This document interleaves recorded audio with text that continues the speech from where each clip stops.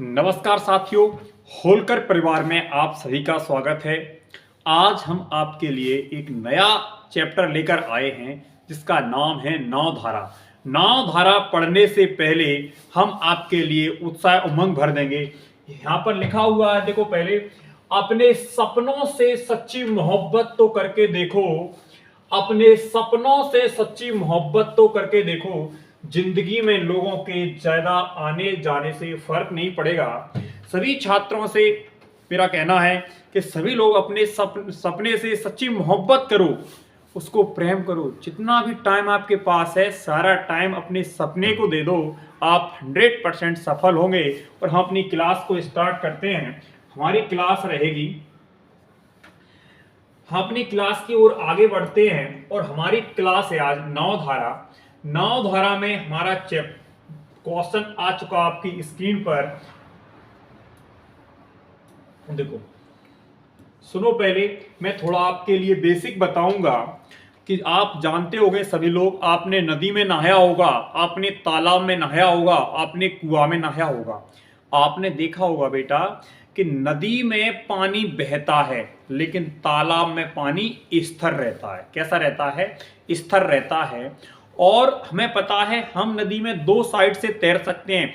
एक तो धारा की दिशा में, जिस साइड को धारा बह रही है उसी साइड को, ठीक है ना, और एक धारा की विपरीत दिशा में।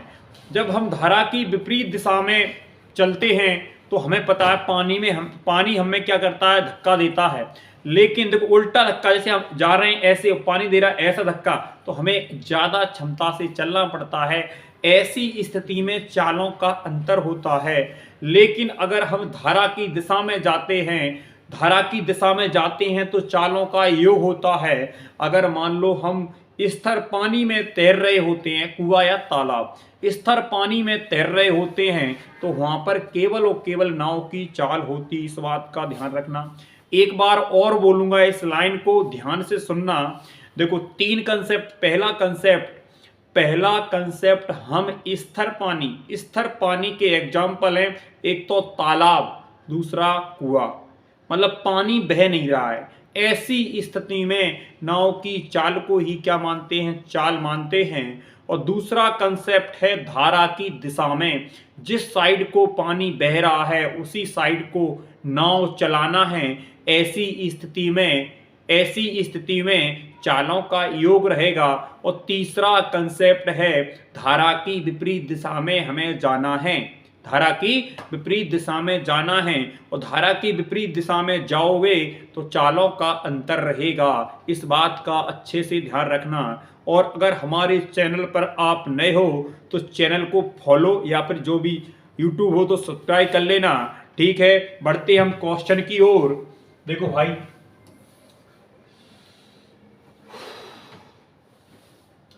जैसे हमारा एक क्वेश्चन है, अगर इस क्वेश्चन को बेटा आप पढ़ोगे ध्यान से, इस क्वेश्चन को आराम से पढ़ना है। यहाँ लिखा हुआ है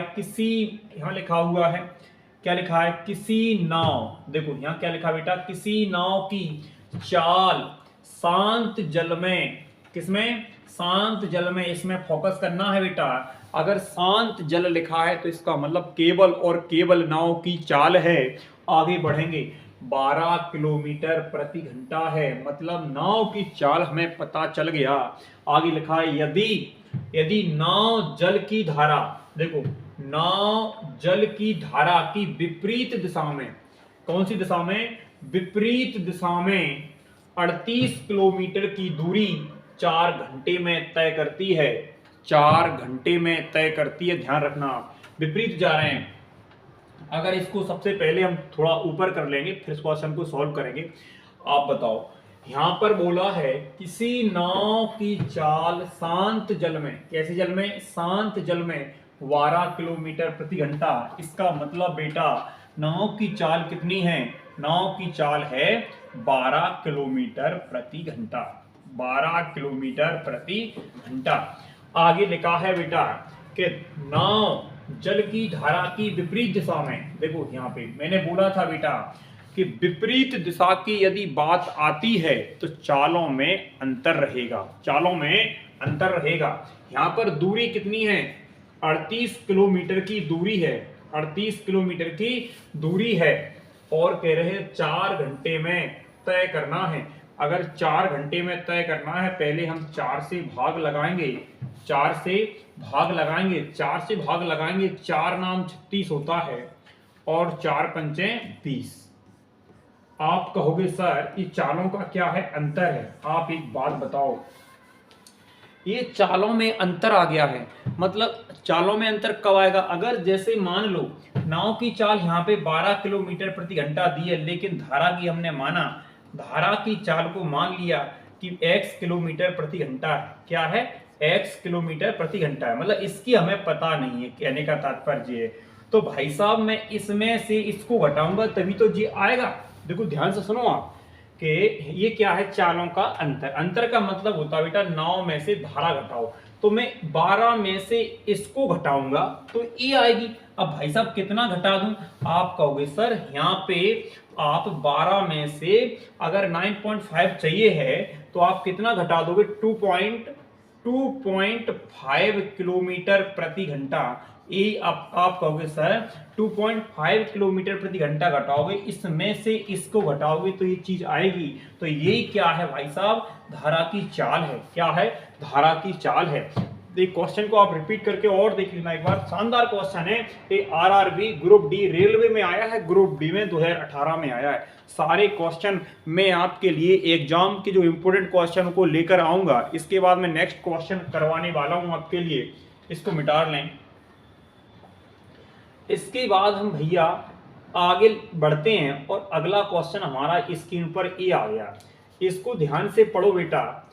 इसमें भी यही सिस्टम है कि अगर इसको देखोगे कि एक नाव शांत जल में 20 किलोमीटर प्रति घंटा, मतलब आप कहोगे सर हमें नाव की चाल पता है, नाव की चाल पता है 20 किलोमीटर प्रति घंटा, नाव की चाल पता है 20 किलोमीटर प्रति घंटा। यदि नाव धारा की विपरीत दिशा में, किस दिशा में?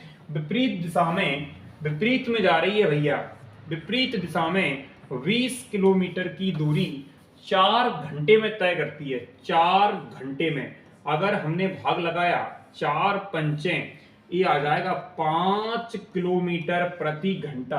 तो भैया ये आया अंतर। ये क्या आया? अंतर। चालों में अंतर आ गया। आप बताओ, मैं अगर धारा की यहां मान लूं, धारा की कुछ भी मान लूं, धारा की मैंने माना के, तो भैया आप जी बताओ जी अंतर आएगा कब? आप कहोगे सर अंतर आएगा जब आप 9 में से धारा को घटाओगे। तो धारा की चाल क्या रखूं मैं यहाँ? 20 में से क्या घटाऊं कि 5 आ जाए? तो आप कहोगे सर 15 रख दो। कितना रख दो? 15 किलोमीटर प्रति घंटा।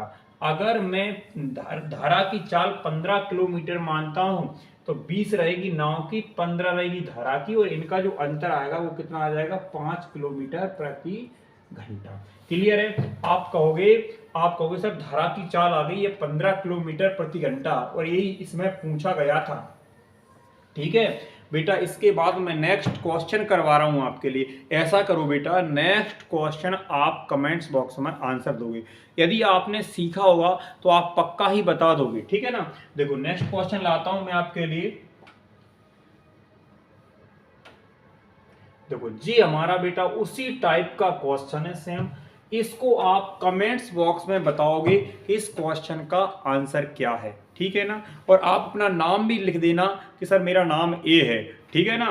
देखो ये क्वेश्चन सेम उसी टाइप का बेटा एनटीपीसी का क्वेश्चन है, 2016 में पूछा गया है। यहाँ लिखा है स्थिर जल में। स्थिर जल का बेटा मतलब होता है, और बड़ा कर देता हूं अगर आपको नहीं दिख रहा सही से। देखो मैंने बड़ा कर दिया। स्थिर जल में देखो क्या लिखा है? स्थिर जल में एक नाव की गति 11 किलोमीटर प्रति घंटा है, 11 किलोमीटर प्रति घंटा है। यदि नाव 2 घंटे में धारा की विपरीत दिशा में 19 किलोमीटर की दूरी तय करती है तो धारा की गति ज्ञात कीजिए। बेटा बिल्कुल एक ही टाइप के 3 क्वेश्चन, 2 क्वेश्चन मैंने करवा दिए। एक क्वेश्चन का आपसे जवाब चाहता हूं। जिसने मन से क्वेश्चन को पढ़ा है वे कमेंट्स बॉक्स में जवाब दे देना। जय हिंद, मिलते हैं नेक्स्ट क्लास में, इंतजार करना। जय हिंद।